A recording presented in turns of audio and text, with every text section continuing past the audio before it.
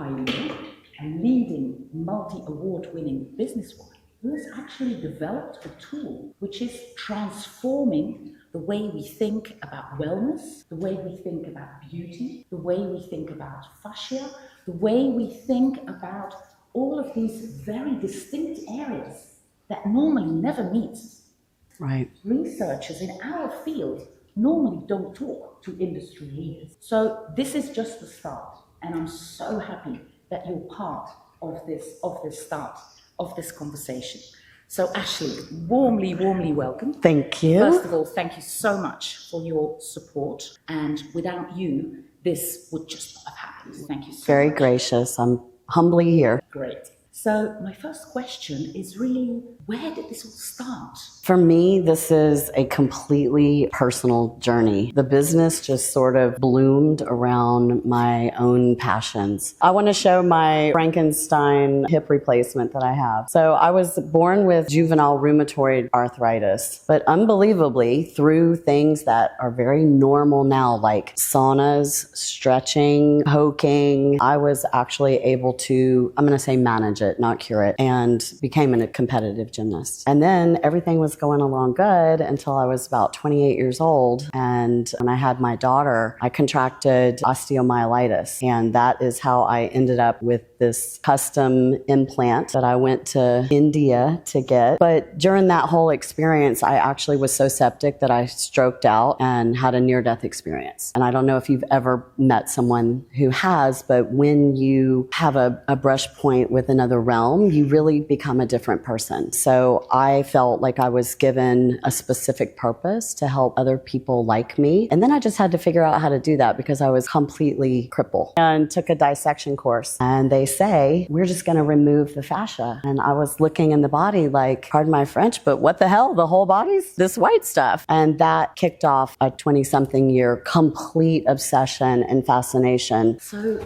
is there anything that would really surprise people about you that you think they might not know about you? I think one of the interesting things is I think that people think that I just like rolled out of bed and invented a plastic stick for cellulite, which could not be further from the truth. After actually studying anatomy trains, that's when my healing accelerated because I learned about the lines, and instead of just focusing on hip, and I was very compacted into that hip, I started kind of creating my own techniques for these lines of fascia. So now, flash forward, we had a multidisciplinary clinic, and I'm 5'1", and so were a lot of my other therapists. And in this slide, you can see that like our clients were very large, and we were just exhausted, particularly on football Fridays and things like that, from doing the body work, because everybody here works with fascia, and you know when it's bound, it's like you're in a vacuum bag, right? So, you know, we have all of these ways to create space so that we can then get deeper, but we were trying to do it faster. And so we kind of ended up doing a lot of knuckles, but this is exhausting, and it was effective. So the original FasciaBlaster kind of looks like knuckles on a stick. So I sketched it on a to-go box, and we were off to the races. And at that time, were you aware that tools were being used in different parts of the world? I looked at those collagen fibers, you know, the fascial fibers, and to me, it's like hair. And just like our hair can get knots or a full-on dreadlock if we don't brush it for years, I wanted something that could actually go down like bristles of a brush. And I feel like all the other tools that roll or scrape are surface to that. So that was the original thought behind it, was I wanted it to be able to get down and to brush the fibers. Now we know more. That's not actually the mechanism of working, but that was the original thought.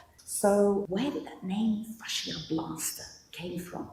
It's so interesting because I don't think like an academic. I think like an entrepreneur. I think like an inventor. So a lot of it was just like putting words together that for me felt true to fascia. Okay, so that was the first thing. I wanted to use fascia in the name of the tool. And then blaster comes from fibroblast. So it was literally almost like a crossword puzzle, like putting stuff together and then finding out what we could trademark. From an entrepreneur's perspective, that word has been amazing because it becomes a verb. It becomes some funny play on words. So you have won multiple awards. And so this is very typically a sphere where men get awarded.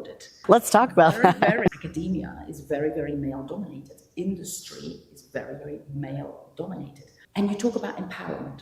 And you Yes. talk about supporting women. Yes. And could you tell us a little bit more about what your concepts are, what your plans are for the future, and how you see yourself that you as an entrepreneur are able to support the next generation of entrepreneurs, the next Yes. generation of therapists and so on? How do you envision that? Wow, that's such a loaded question. I'm very interested in raising consciousness through various mechanisms, breath work, plant medicine, things like that. And for me, something I had to learn was how to really step into divine feminine, because I think women in business sometimes become girl boss, and that is exhausting. I really feel compelled to help women to be able to monetize and grow. We're still getting less than 1% of all capital dollars. So for me, it just became a passion to coach and help women to be able to do that without losing their superpowers, our intuition, our creativity. It was more like it is going to take a tsunami to push fascia into the forefront of medicine. My ultimate vision is I want every man, woman, and child to know that they have fascia and have my tools and whatever other tools to heal that. When I designed my business, and at this point I was really building a platform and realizing that I was becoming a microphone for this, I was like, those therapists and clinicians need the ability to monetize. So my entire business model is to promote the clinicians and the patients, and it's lonely at the top, guys. There's plenty of room for all of us. And of course, that experience, that personal experience and the patient's perspective is so important. And that's often, of course, missing in the lab. Because, Right. of course, in the laboratory, we are dealing with very, very precise questions and very controlled data. But of course, when you are talking to the public about fascia, or when you're talking, okay, we are proud of the progress that we have made within fascia research, but I can imagine in terms of the public. And I love what you're doing, Kara, because entrepreneurs, patients, like we think so different than academia. And it's really going to be the forces joining up, just like Elon Musk. You know, he doesn't care what NASA's doing. He's inventing a rocket. That's how I work. I live in a bubble. I'm a nerd. I hang out. I read the research. I do the product design. I'm all by myself, right? So I'm down that. And you guys are in the lab doing your thing. And so I really think that this blend is going to accelerate the science in general, and that makes me very happy. Yeah, and I mean, as a research society, we are all about opening up conversations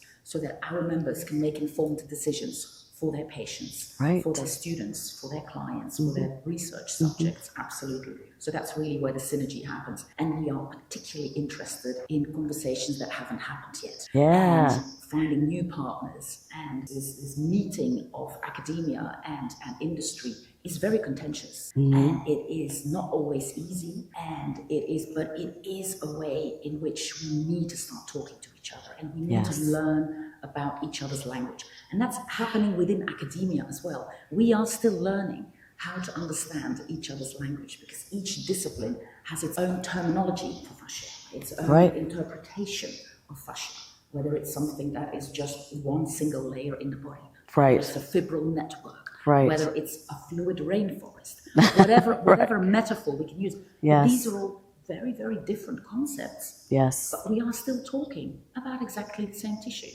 Yes. So where do you think, in terms of the future, where do you think, both in terms of entrepreneurship, and you are navigating that border between self-care, wellness, the beauty industry, health, anatomy. So where do you think this might go in the future? Where do you think it's going to be at in the future? I can speak from my own experience. When you put the product in the hands of millions of people, they tell you what they're using it for. You know, we never thought somebody would use it for cellulite. We never thought somebody would use it on their head. We certainly never thought somebody would take a giant stick to their face, but they did. So for me, what I've learned as an entrepreneur is that I don't care why they come in. I really don't. I don't care if you buy it for whatever reason, because it opens this gateway to information. I think that we're going to see by the next Congress, with the launch of that product, we're going to have a lot more patients, or just people in the general public, that are going to be interested in this. And that is a win for me. And of course, what we are not just a research society, we have so many of our members are practitioners. Yes. And one of our missions is, of course, to educate, to inform, so that our members can go out there and answer the questions that their patients have about tools. That's right. And about treatments they are administering to themselves.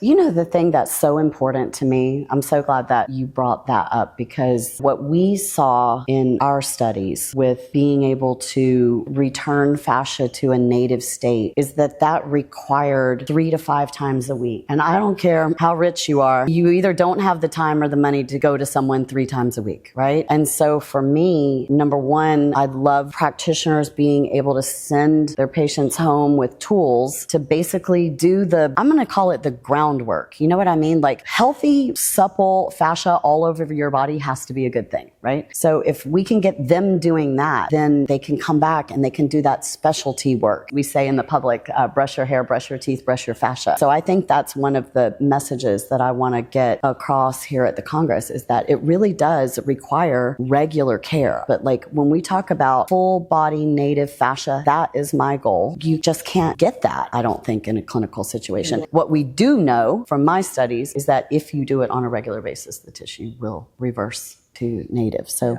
until something changes, I'm going to say, when in doubt, blast it out. Yeah, great.